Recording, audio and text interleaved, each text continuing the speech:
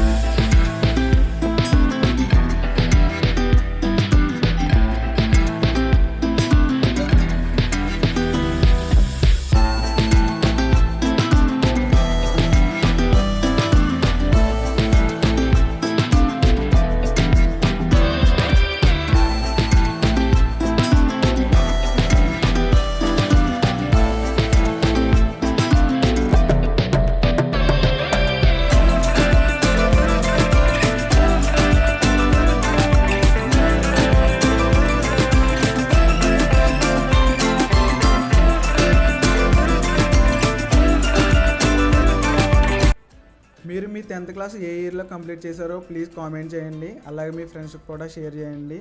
Next వీడియోతో మళ్ళీ కలుద్దాం. Bye bye.